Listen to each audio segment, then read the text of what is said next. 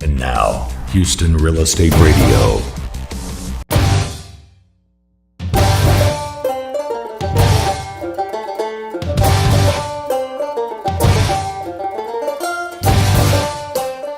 You're listening to Houston Real Estate Radio this Sunday afternoon. James and I have been talking with Ian RREA, a real estate attorney in the Houston area. Got lots of great information, and now we're going to make a little bit of a transition here and talk a little bit about transportation in the Houston area. David Ellis is here with us. He's a senior research scientist at Texas A&M Transportation Institute and manager of infrastructure and investment analysis and a visiting professor of urban planning at Texas A&M University. If he sounds familiar to you, that is because he is an announcer for Texas A&M soccer. So welcome to the show. Thanks. Happy to be here. We appreciate you driving in from A&M to join us. No problem. You know, an easy hour-and-a-half commute coming from College Station. I love that area. I love that area. I own some land close to the university and just love that area. Well, we've lived there. We've lived there since 1989. My wife and I and our kids, and we've truly enjoyed it. It is a college town, but close enough to Houston, close enough to Austin, to be able to get to access a lot of things from the big city. But it's a great place to live. And still country. Absolutely. Well, welcome to the show. So we've got several things that we want to talk about. Where do you want to start? Well, I don't know. I think one of the things that's that is an interesting topic for folks, and that is this whole notion of our transportation system and the connection between the economy and our transportation system, and the importance of our transportation system to our livelihood. I was reminded just the other day, talking to a good friend of mine, Alan Pisarski, who lives up and works up in Virginia, consultant known nationwide and for consulting work in the transportation business. He's the writer of a series of publications called Commuting in America, and we were talking about some of the congestion problems in Texas. And he said, David, he said, You've got significant congestion problems in some of the urban metropolitan areas like Houston and Austin, San Antonio, Dallas-Fort, that sort of thing. He said, but Houston in particular, and Texas in general, it has really been a victim of its own success, in the sense that our economy has been strong and people want to live here in Texas, and so they come to Texas to work and to live, and they bring their cars with them. He said, you got to always keep this in mind. The easiest way to solve a congestion problem is to have a really, really bad economy. Yeah, we don't want that. That's exactly right. That's not the way we want to go about solving our congestion problems. That's right. But it is, in many ways, he's right. If nobody wanted to live here, if there weren't jobs available, if it wasn't a great place to live with great economic opportunity for our citizens, we wouldn't have so many people coming here. Right. The fact that we do have so many people coming here because of the job opportunities and the cost of housing is low, and it's a great place to live. Obviously, we're here, right? Right. So, I think that brings problems in and of itself, and they have to be addressed. I think that there has to be, there really has to be some planning for increasing the infrastructure and making it solid for the next generation. Well, I think you're absolutely right, and we have to look at new solutions. I think that's one of the keys as well. We at TTI did a study for the state of Texas 3 years ago now, I guess, and we were asked to identify transportation needs in Texas, total transportation needs over the course of the next 25 years, and we did that, calculating into that equation what we anticipated in terms of growth in the state of Texas.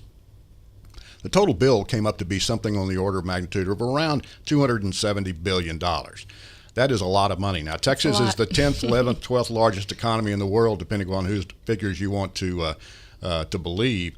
But even for an economy that size, that is a lot of money. TxDOT, at the state level, plans to spend about $100 billion. Now, the balance of that, if we continue to try to solve the problems the way we've always done it, which is just to add capacity, that $170 billion gap that still exists has to come from somewhere. And the fact of the matter is, I'm not sure we can continue to solve the problems solely using the ways we've tried in the past, which again is to add capacity. We're going to have to be smarter about the way we solve problems. If you look at it as an economist, which is the way I look at it, that's what I do for a living, and there's a supply side and a demand side. The supply side's the roadway and the transit systems that are out there. The demand side is all of us who want to go somewhere. Right. The way we've always tried to solve that is to provide more supply. we're going to have to start looking at ways that we can reshape demand, and do that not by restricting people's freedoms, but by giving them more freedom. And I'll give you a great example. And I think we will do that. I think technology will play a big role in that in the future. I'm sitting here on the desk in front of me is an iPad and a smartphone. Okay, we look at those as communication devices, and that's ultimately what they are. But I use them as well as a means of transportation. I can attend a meeting on that device using Skype or GoToMeeting or any number of other software applications that are available. Instead of making a trip, they become a way for me to attend something without having to be there physically, and then saving a trip. Right. And there are many other things that are out there on the horizon that will change the way we live and affect our transportation system. One of them that comes to mind is 3D printing. All right. The ability to actually print, some of your listeners may have seen a YouTube video on where 3D printing, where they actually printed a crescent wrench. Okay, scanned it in three dimensions and printed it out of polymers. Now you stop and think about that and the implications of that on our economy and our transportation system. You go down to your hardware store, where now they've brought in truckloads of different sizes of crescent wrenches, right? And those trucks are on the road. Well, what if you can actually go down and order one and they can print it for you? Nobody had to bring that crescent wrench to that store. That truck did not have to make that trip.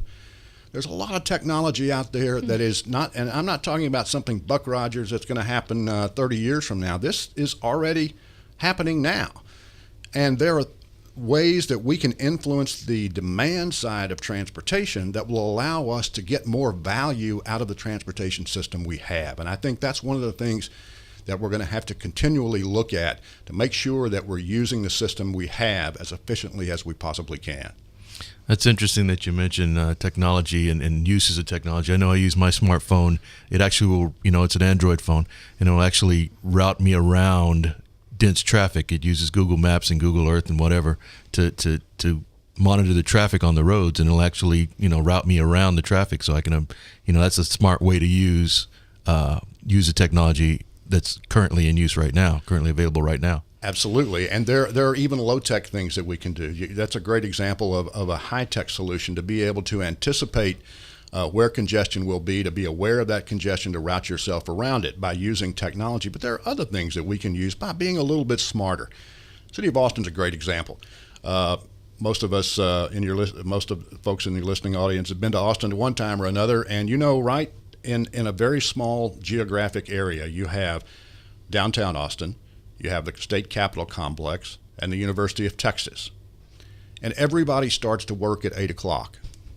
Now, we have to stop and think about that. Is that absolutely necessary?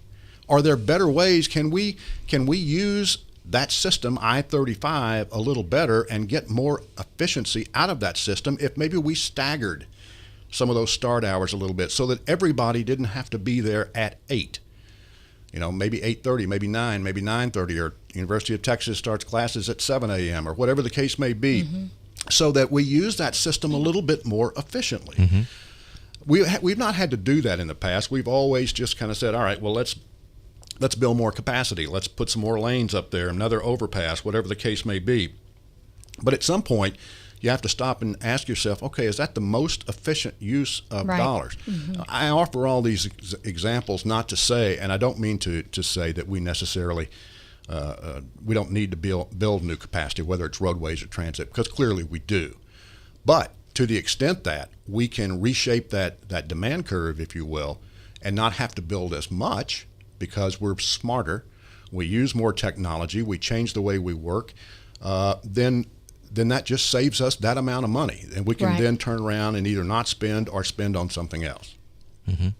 Now, when you talk about the cost and how we have a shortfall coming up, is that does the Texas Department of Transportation is that including federal money? Or I noticed that they are federalizing parts of US 59, turning it into an interstate, so that federal funds would be there to provide for that road's maintenance in the years to come. Is that an option? Well, US 59 is already part of the highway system. It is a U.S. highway, and federal dollars have been involved in US 59. But But we have three major components that fund the roadway system at the statewide level.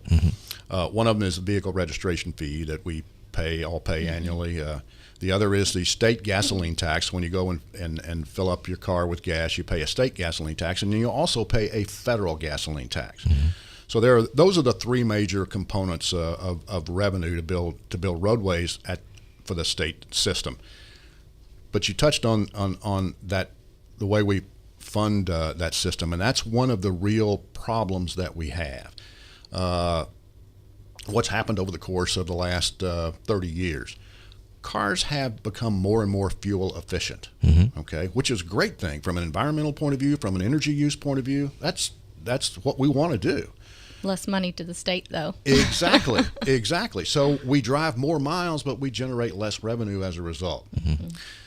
And the other thing that happens is that the gas tax is a fundamentally different tax than, say, the sales tax. If you go in and buy a shirt, you pay, it's not a tax on the shirt, it's a tax on the price of the shirt, okay? So next year, you go in there and buy that same shirt, and it costs a couple of dollars more. You pay a little bit more tax because the tax has gone up, the total tax that's received has gone up, the rate stayed the same because it's a percentage. And so it has a way of kind of continuing to evolve and catch up with inflation. David, can you stay with us? Sure, absolutely. Okay, we need to take a commercial break. You bet. I'm James Brown, and I'm here with Shannon Register. You're listening to Houston Real Estate Radio. Shannon and I will be right back after this word from our sponsor.